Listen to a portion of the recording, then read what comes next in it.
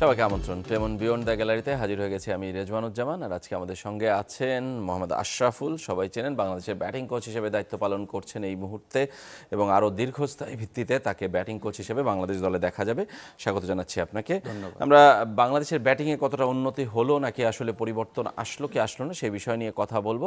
আমাদের সঙ্গেই থাকবেন, আপনারাও চাইলে অংশ নিতে পারবেন। ফোন করতে হবে স্ক্রিনে দেখানো নম্বরগুলোতে। আমরা এখন কথা বলবো মোহাম্মদ আশরাফুলের সঙ্গে। আমরা বলছিলাম যে বাংলাদেশের ব্যাটিংয়ে কতটা পরিবর্তন হলো একটা সিরিজ। আশরাফুল, আপনার অভিজ্ঞতা কেমন? আপনি গতকালও বলছিলেন বিভিন্ন সংবাদ মাধ্যমে, আমাদেরকে আরেকবার একটু যদি বলেন জাতীয় দলে একটা নতুন পরিচয় ফিরে যেতে আসলে কেমন লেগেছিল? একটু অস্বস্তি কি শুরুতে ছিল কিনা, সেটা কতটা কেটেছে, দুটোই জানতে চাই। হ্যাঁ, ডে ওয়ানে তো একটু আনকমফোর্টেবল ছিলাম, সত্যি কথা। যদিও আমি এই ড্রেসিং রুমটাতে 12 বছর কাটিয়েছিলাম, তারপর আবার 12 বছর বাইরে ছিলাম। তো প্রথম দিন তো একটু আনকমফোর্টেবল লেগেছে, কিন্তু ধন্যবাদ দিব যে সবাইকেই, যে সবাই খুব হেল্পফুল ছিল, কোচিং স্টাফ থেকে শুরু করে প্লেয়াররা। আনকমফোর্টেবলটা কি এই কারণে যে প্লেয়াররা কিভাবে আপনাকে গ্রহণ করবে সেটাই, যেহেতু একসাথে মাত্র কিছুদিন আগেও ডোমেস্টিক ক্রিকেট খেলেছি এবং মুশফিকের ডেবু আমার সামনেই হয়েছে, ওইসব চিন্তা করে যে আসলে তারা কতটা গ্রহণযোগ্যতা পাবো, ওইটা তো একটা ছিল। তারপর আসলে ডে 2 থেকে খুবই কমফোর্টেবল হয়ে গিয়েছিলাম, যখন আমি বিশেষ করে স্লিপ ক্যাচটা দিয়েছিলাম, যেটা হেড কোচ সবসময় দিয়ে থাকে। কারণ আমার কেরিয়ার লাইফে আমি এই জিনিসটা খুব ভালো দিতে পারতাম। তো সেই কারণে সালাউদ্দিন ভাইকে বললাম যে আমি এই জিনিসটা দিতে চাই, এবং সালাউদ্দিন ভাই দেখা গেল যে ফিল সিমন্সকে বলল যে আশরাফুলকে এটা তুমি দাও, ও এনজয় করে এবং ভালো পারে। তো দেওয়ার পরে তো ওই দিন থেকে ডে 2 থেকে আসলে আমি একদম পুরোপুরি কমফোর্টেবল হয়ে গিয়েছি, যে আর কোনো জড়তা ছিল না, আলহামদুলিল্লাহ। প্রথম দিন তো আসলে অবজার্ভ করেছিলাম সবাই, তারপর ডে 2তেও অবজার্ভ করেছি এবং আমার এক্সপিরিয়েন্সগুলো শেয়ার করা শুরু করলাম আস্তে আস্তে।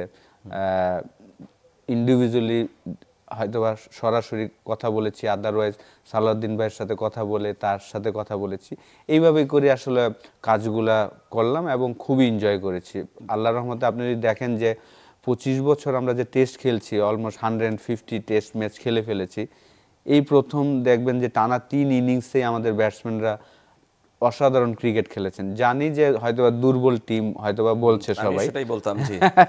কিন্তু যেহেতু আমি প্লেয়ার এবং আমি ছিলাম, বোলিং অ্যাটাক কিন্তু দুর্বল ছিল না। 140তেই বল করেছেন তাদের পেস বোলাররা, এবং লেফট আর্ম স্পিনারটাও কিন্তু খুব চমৎকার বল করেছেন T20 এবং টেস্ট ম্যাচে।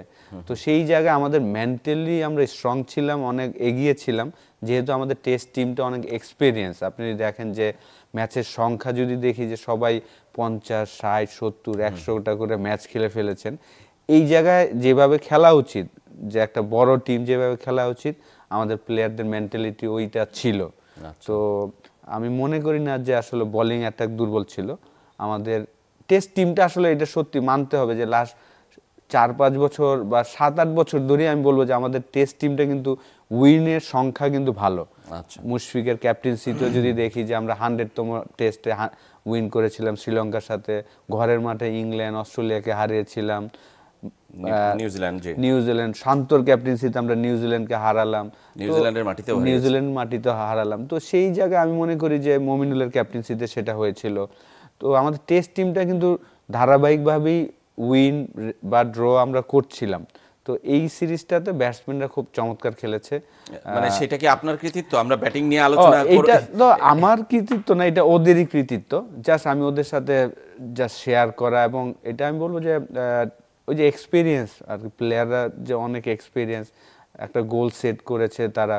যেহেতু আমাদের 2026-27-এ প্রায় আপনার 18টা টেস্ট ম্যাচ খেলতে হবে, এই এখন থেকেই সবাই একটা প্ল্যানিংয়ে আছে যে এই 18টা টেস্ট আমরা কিভাবে যাব। যেহেতু টেস্ট চ্যাম্পিয়নশিপ একটা আমরা হয়তোবা 9-এ ছিলাম একবার মনে হয়, তো এটা কিভাবে আমরা 5-6 যেতে পারি, সেই জায়গার জন্য আমাদের সবাই প্ল্যানিংয়ে যেতে মানে হবে। এটা একটা গোল, মানে Goal, আমি অনেকদিন পর কোনো বাংলাদেশের ক্রিকেট নিয়ে একটা গোলের কথা শুনলাম যে বাংলাদেশ 5-6 যেতে চায় টেস্ট চ্যাম্পিয়নশিপে 2 বছরে, মানে সেটা নিয়ে আমরা একটু আলাদা করে আলোচনা করবো। আমি একটু প্রথমে আবারও ফিরে যেতে চাই যে আপনি বলছিলেন প্রথম দিন আপনি একটু আনকমফোর্টেবল ছিলেন, দ্বিতীয় দিন থেকে একটু নর্মাল হয়েছেন। সিরিজ শেষে কি মনে হচ্ছে যে প্লেয়াররা আপনাকে খুব ভালোভাবে সবাই গ্রহণ করেছে, না কোনো জায়গায় কোনো ধরনের ঘাটতি আছে, কি মনে হয় আপনার? না, আমার কাছে তো মনে হয়নি যে আচ্ছা, কারো আচরণে আপনার মনে হয় না, কারো আচরণে মনে হয়নি। সবাই আমাকে প্রচুর হেল্প করেছে, কোচিং স্টাফ থেকে শুরু করে সব প্লেয়ার বয় সব। তো যেহেতু এটা হওয়ার কারণ আমি মনে করি যে যারা আমাকে চেনে আমিও কিন্তু ওইভাবেই আসলে চলার চেষ্টা করি। আমার যেই কাজটা আমি ওই কাজটা 100% দেওয়ার চেষ্টা করি। যেহেতু আমি ব্যাটিং কোচ হিসেবে ছিলাম, ব্যাটসম্যানদের নিয়ে যতক্ষণ তারা কাজ করতে চায় আমি ওই কাজটা করাতে পছন্দ করি এবং সেই কাজটাই আমি করেছি। আচ্ছা, ফিরবো আপনার কাছে। একজন দর্শক আছেন, আমরা ফোন নিতে চাই। পরিচয় জানিয়ে আপনার প্রশ্ন অথবা মতামত জানাবেন। আসসালামু আলাইকুম। ওয়ালাইকুম আসসালাম। হাফিজ ইকবাল, নাগাইশ ব্রাহ্মণপাড়া, কুমিল্লা থেকে বলছি। রাজন ভাই, আমি আপনার মাধ্যমে আশরাফুল ভাইকে আমি একটা প্রশ্ন করব। জি। প্রশ্নটা হলো যে বাংলাদেশে বেশ কয়েকজন ব্যাটসম্যান আছে, আপনার ফুটওয়ার্কে তাদের কি ব্যাট এবং প্যাড এর ভিতরে বিরাট একটা গ্যাপ থাকে, এটা কিভাবে উনি সমন্বয় করবেন? আরেকটা হলো যে কয়েকজন ব্যাটসম্যান লেগ সাইডে খুবই শক্তিশালী, কিন্তু বলার তো আমাকে সবসময় লেগ সাইডে বল দেবে না, বলার আমাকে অফ সাইড বিভিন্ন সাইডে আমাকে বল করবে। তো এখন এই টেকনিকটা আশরাফুল ভাই আমাদের ব্যাটসম্যানদেরকে যদি রপ্ত করতে পারেন বা আদৌ পারবেন কিনা, এই বিষয়টা একটু জানতে চাচ্ছি আর কি। ধন্যবাদ আপনাকে। টেকনিক্যাল পয়েন্টে আমরা একটু যাব। আমার একটা নিজস্ব প্রশ্ন আছে দল নিয়ে, সেটা একটু কথা বলি। যে সালাউদ্দিন ভাই সিনিয়র সহকারী কোচ, তার সাথে আপনার আসলে সম্পর্কটা কেমন ছিল কিংবা কেমন কেটেছে? তিনি বিদায় নিতে চেয়েছিলেন কিন্তু শেষ পর্যন্ত তিনি থেকেই যাচ্ছেন দলে এবং আপনিও থাকছেন, আমরা এটাও শুনেছি। সুতরাং আপনাদের একসাথে থাকতে হবে, কাজ করতে হবে, সেই কম্বিনেশনটা আসলে কেমন? না, ডে ওয়ানই যখন আমি গেলাম, আমি সালাউদ্দিন ভাইকে ফার্স্টই আমাকে উনি কংগ্রেচুলেশন জানালেন এবং আমি বললাম যে মাত্র আমি আসলাম, আপনি এখন যাওয়া যাবে না, আপনার থাকতে হবে, কারণ আমরা থেকেই আসলে আমাদের টিমটাকে সামনে নিতে হবে। যেহেতু প্লেয়াররা কাজ করবেন কিন্তু ওদের যে হেল্প করার জায়গাটা, আমাদের এক্সপিরিয়েন্সটা আমরা দিয়ে যদি কাজ করি, আমি মনে করি যে আমাদের দেশের জন্য লাভ হবে। সালাউদ্দিন ভাইয়ের সাথে উনি আমাকে প্রচুর হেল্প করেছেন। আমাদের যে শুরুতেই সব কোচিং স্টাফের সাথে উনি আসলে আমাকে পরিচয় করিয়ে দিয়েছেন যা এই সিরিজে আমি ব্যাটিং কোচ হিসেবে এসেছি এবং আমাদের ফার্স্ট যে মিটিংটা ছিল সেখানে আমার যে ফ্লোরটা ছিল যে অ্যাজ এ ব্যাটিং কোচ হিসাবে, তো পুরাপুরি আমাকে সাপোর্ট করেছেন এবং ওনার সাথে তো আমার অনেক ভালো রিলেশন। আসলে যেহেতু আমি যখন ন্যাশনাল টিমে ছিলাম, ক্যাপ্টেন ছিলাম, তখন উনি আমাদের টিমের সাথে ফিল্ডিং কোচ হিসাবে ছিল। তারপর মাঝখানে উনি ছিলেন না, আমিও ছিলাম না, আমরা অনেক টক শো করেছি একসাথে। তো উনিও যেমন খেলাটা একদম ডিপলি ফলো করে, আমিও কিন্তু খেলাটা পুরো ডিপলি ফলো করি। তো সেই জায়গা থেকে আমাদের আন্ডারস্ট্যান্ডিং খুবই ভালো ছিল। আমি আমার যদি কোনো ইনপুট দিতে হয় আমি ওনাকে দিতাম, উনি আবার আমাকে শেয়ার করতো। আসলে কারণ উনি অনেক এক্সপিরিয়েন্স, এটা আমার মানতে হবে, আমাদের সবারই মানতে হবে যে উনি কিন্তু প্রায় 20-25 বছর ধরে কাজ করছেন। তো ওনার যে এক্সপিরিয়েন্সটা ওইটাও আমার অনেক শিখার আছে। তো সেই জিনিসগুলো নিয়ে আমরা আমাদের পুরা যে 26-27 দিন ছিলাম, আলহামদুলিল্লাহ খুবই ভালো সময় কেটেছে। তার মানে সম্পর্ক সবার সাথে আপনার ভালো। এবার ব্যাটারদের প্রশ্নে আসি যে ব্যাটিংয়ে আমাদের, আপনি বলছেন উন্নতি হয়েছে, টানা 3টা ইনিংস অনেকদিন পর আমরা ভালো খেলেছি টেস্টে। টি-20তেও প্রথম ম্যাচটা বাদ দিলে 2টা ম্যাচে আমরা খারাপ খেলিনি, সেটাও আমি বলছি। কিন্তু একে হলো আয়ারল্যান্ড দল, আর দুয়ে হলো যে প্রশ্ন যে দর্শকের ছিল যে টেকনিক্যাল যে সমস্যাগুলো, সেটাকে আপনি আগে থেকেই আপনি বলতেন আমাদের এই টক শো থেকে অন্য প্ল্যাটফর্মগুলোতে, আপনার জানা সেই জায়গাগুলোতে আসলে কাজ করা কি শুরু করেছেন নাকি সেটা আসলে অফ পিরিয়ডে করবেন, মানে কিভাবে আপনি? সিরিজের মাঝখানে তো আসলে ওইসব বিষয় নিয়ে কাজ খুব কম করা হয়। ওরা সিরিজে কিভাবে ম্যাচে কিভাবে রান করবে ওই জিনিসগুলো, আর এই লেভেলে যেটা ভাইয়া বললেন যে আসলে ব্যাট পেটে যে গ্যাপটা থাকে, এটা যদি আপনি রিড না করতে পারেন তখন গ্যাপ হবে। আপনি যদি জানেন যে আমি হাত থেকে রিড করতে পারি যে এইটা গুগলি হচ্ছে, তাইলে আর ব্যাট পেটে গ্যাপ থাকবে না, কারণ আপনি গুগলি হলে ইনকামিং বল, তো আপনি ব্যাট পায়ের কাছে আসবে। আপনি যখন ভাববেন যে এটা লেগ স্পিন হবে, তখন কিন্তু পায়ের থেকে ব্যাট দূরে যাবে, কারণ বল পরে বাইরে যাবে, আপনার ব্যাট ওইখানে যাবে। তো আপনার রিডটা আপনার হাত থেকেই করতে হবে। তো এগুলা আমরা ডিসকাস করছি প্লেয়ারদের সাথে যে আসলে হাত থেকে যদি তুমি রিড করতে পারো এবং ক্রিকেটিং শটস যদি আপনি চিন্তা করেন তখন ওই লেগ সাইডের শটটা কমে যাবে। আপনি যদি আমি যদি আমার ক্রিকেটিং শটস খেলার চিন্তা করি যে অফ স্টাম্পের বল আমি অফ স্টাম্পে খেলবো, এইসব বিষয় নিয়েও আমরা আলাপ করছি কোচিং স্টাফরাও প্লেয়ারদের। বিশেষ করে এই জিনিসটা বেশি ঘটে কিন্তু শর্টার ভার্সনে, যখন আপনি টি-20 ক্রিকেট খেলবেন তখন প্লেয়ারদের মাইন্ডসেটই থাকে যে বড় শট খেলার জন্য, তো সেই কারণেই কিন্তু তাদের বেসটা হয়তো বা এমনভাবে নিয়ে রাখে যে শুধু লেগ সাইডেই মারার চিন্তা করে। তো এই বিষয় নিয়ে আমরা কাজ করছি, যত অফ টাইমে এইসব কাজগুলো বেশি করা সম্ভব। জাকের আলীকে নিয়ে অনেক কথা আছে যে তিনি এক সাইডে ব্যাটিং করেন খালি। আমরা শুনছিলাম বিপিএল প্লেয়ার্স ড্রাফট অকশনের সময় যে খালেদ মাহমুদ সুজন বলছিলেন যে তাকে অন্য সাইডে এবার ব্যাটিং করতে দেখা যাবে। মানে জাকের আলীকে নিয়ে অনেক ধরনের কথা হয়, তার জন্য আপনাদের আসলে কোনো চিন্তা আছে কিনা?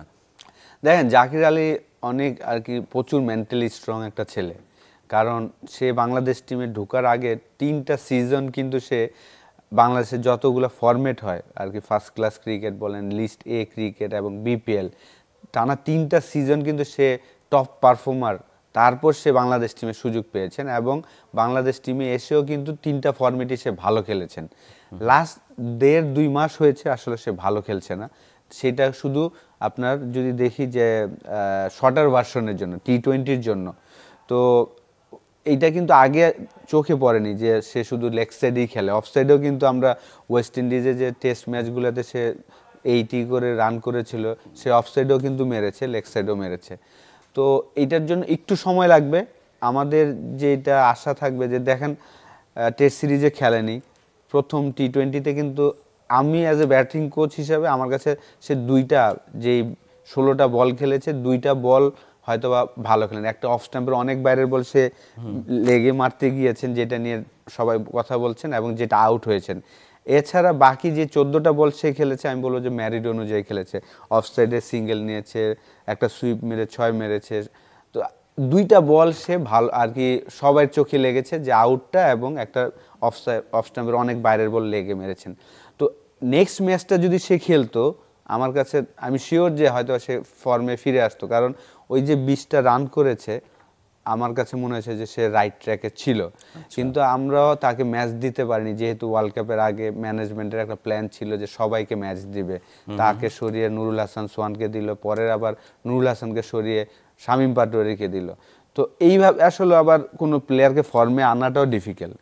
একটা প্লেয়ারকে যদি ফর্মে, সেটা আবার আপনার কন্ট্রোলে না, সেটা আবার আমাদের কন্ট্রোলে না, সেটা তো অবশ্যই কোচ ক্যাপ্টেন ওনাদের কন্ট্রোলে। তো ফর্মে ফিরে আসতে হলে একটা প্লেয়ারকে আমরা সবাই বলি যে আমি তোমার সাথে আছি, কিন্তু সাথে যদি আপনি ম্যাচ ড্রপ করে দেন তাহলে কিন্তু আর সাথে থাকা হলো না। তো তাকে আমি শিওর যে ও বিপিএল ভালো করবে। সুজন ভাই বিপিএল নিয়ে কথা বলবো। সুজন ভাই কি বলছেন আমরা একটু ফিরতে চাই আপনার কাছে, কিন্তু একটা ফোন আছে দর্শকের, ফোনটা নিয়ে নিতে চাই। পরিচয় জানিয়ে আপনার প্রশ্ন অথবা মতামত জানাবেন। আসসালামু আলাইকুম। ওয়ালাইকুম আসসালাম। আমি রাজশাহী থেকে মোহাম্মদ হাসিবুল ইসলাম বলছি। জি বলেন। আমার প্রশ্ন হচ্ছে, বাংলাদেশ দল মোটামুটি এখন টেস্ট এবং টি-20-তে আশানুরূপ ব্যাটিং করছে, কিন্তু ওয়ানডে ক্রিকেটটাই কি ভুলে গেল নাকি? ওইটা তো পছন্দের ফরম্যাট ছিল। এখন 50 ওভার ব্যাটিংও করতে পারে না, আবার ডট বলের সংখ্যা বেশি, যেখানে এখন 350 রান করলেও চেস করা হতো, তো বাংলাদেশ 50 ওভার ম্যাচই খেলতে পারে না। জি, এই বিষয় নিয়ে আশা করি। ধন্যবাদ। আমরা আশরাফুলের কাছে এই বিষয়ে শুনবো। যদিও ওয়ানডে ক্রিকেট বাংলাদেশ নিজেই খেলছে না অনেক দিন ধরে, এবং সামনেও কতদিন খেলবে না সেটাও কিন্তু আসলে অনেকটা দূরের পথ। দর্শকের প্রশ্ন ছিল যে আসলে ওয়ানডেতে বাংলাদেশ কি ভালো করতে পারবে কিনা। আপনি যদিও ওয়ানডেতে এখনো দায়িত্ব পালন করেননি এবং বাংলাদেশে ওয়ানডে বেশ কিছুদিন পরে, সেই জায়গাটায় আপনার কোনো প্ল্যান আছে কিনা একদম সংক্ষেপে আমাদের একটু বলে দেবেন। অবশ্যই এই ফরম্যাটটা আমরা খুবই ভালো ছিলাম। 2007 থেকে শুরু করে প্রত্যেকটা ওয়ার্ল্ড কাপে কিন্তু আমরা 3টা করে জয় পাচ্ছিলাম, এবং 2015-তে কোয়ার্টার ফাইনাল খেলেছিল। 2019 ওয়ার্ল্ড কাপটা আমি বলবো যে বাংলাদেশের সেরা একটা ওয়ার্ল্ড কাপ। তো মাঝখানে লাস্ট 1-1.5 বছর হচ্ছে যে আমরা ওয়ানডেতে অতটা ভালো করতে পারছি না, কারণ মুশফিক, মাহমুদুল্লাহ এই 2টা বড় মিডল অর্ডার 2জন প্লেয়ার সরে যাওয়ার পরে যারাই খেলছেন আমরা হয়তো বড় রান করতে পারছি না। কিন্তু অবশ্যই এটা নিয়ে তো আমরা কাজ করবই, আমাদের প্ল্যানিং তো আছেই সবাই, যে কিভাবে আবার ওয়ানডেতে আমরা ফিরে আসতে পারি। আপনি বিপিএল এর কথা বলছিলেন যে বিপিএল দিয়ে প্লেয়াররা ফর্মে ফিরবে এবং সামনে যেহেতু টি-20 বিশ্বকাপ, বিপিএলটা গুরুত্বপূর্ণ, আমাদের কোনো ইন্টারন্যাশনাল সিরিজ নেই, সেটা আপনি কতটা আশাবাদী যে প্লেয়াররা সবাই আসলে তাদের সেই দায়িত্বটুকু কিংবা চিন্তায় আসলে সেটা রাখছেন বিশ্বকাপ? দেখেন আমাদের সবাই যেহেতু আপনি যদি পুরো হিস্ট্রি দেখি, আমরা টি-20 ওয়ার্ল্ড আইসিসি ইভেন্টে কিন্তু আমরা অতটা ভালো করি না টি-20তে। সবসময় আমরা যাওয়ার আগে অস্ট্রেলিয়ার টিমকেও আমরা 4-1 হারিয়েছিলাম, নিউজিল্যান্ডকেও 3-2 হারিয়েছিলাম, কিন্তু ওয়ার্ল্ড কাপে যেয়ে কিন্তু ভালো করিনি। এইসব চিন্তা ভাবনা কিন্তু আমাদের সবার মধ্যে আছে, কারণ আমরা এই বছর প্রায় 4টা না 5টা সিরিজ উইন করেছি, 8টা খেলে 5টা জিতেছি, 5টা উইন করেছি। তার মানে আমাদের রেকর্ড কিন্তু খুব ভালো। কিন্তু যখন আমরা 14টা ম্যাচ আমরা জিতেছি, সবাই কিন্তু ফোকাসটা রাখে আইসিসি ইভেন্টে আমরা কি করি। তো আমাদের গ্রুপটাও স্ট্রং একটা গ্রুপ, ইংল্যান্ড এবং ওয়েস্ট ইন্ডিজ, নেপাল, একজনকে বাদ দিতে হবে। হ্যাঁ, তো ওইভাবে আমাদের সবার মধ্যে ওই মেন্টালিটি নিয়ে আমরা এই বিপিএলটা খেলবো, যেন সবাই আশা করব ক্রিকেট বোর্ড ভালো উইকেট দিবেন, যেই জিনিসটা আমরা আইসিসি ইভেন্টে পাবো। যে ওইখানে হয়তো বা আপনি লাস্ট 2টা ওয়ানডে ম্যাচ যদি দেখেন, ইন্ডিয়া এবং সাউথ আফ্রিকার 350 হ্যাঁ, কালকে চেস করেছেন, এর আগের দিন কিছু রানের জন্য হেরেছেন, তো উইকেটগুলো এরকমই হবে। তো আমি বিশ্বাস করি আমাদের সবাই যদি ভালো ফর্মে থাকে এই বিপিএলটাতে, তাহলে ওয়ার্ল্ড কাপে যে আমাদের ভালো রেজাল্ট করা সম্ভব হবে। একদম শেষ প্রশ্ন, যে আপনি ন্যাশনাল টিমের হেড কোচ, আবার বিপিএলও আপনি একটা দলের দায়িত্বে আছেন, সঙ্গে কাজ করবেন, এটা কি মানে স্বার্থের সংঘাত, কনফ্লিক্ট অফ ইন্টারেস্ট হবে কিনা? আপনার প্লেয়ারদেরকে নিয়ে আপনি কোনো বাড়তি কাজ হবে কিনা? মানে না, যেহেতু আমি আপনার আমার টিমে যারা থাকবেন ওদের তো আমি হেল্প করার চেষ্টা করব, যেহেতু ওয়ার্ল্ড কাপে যাবে।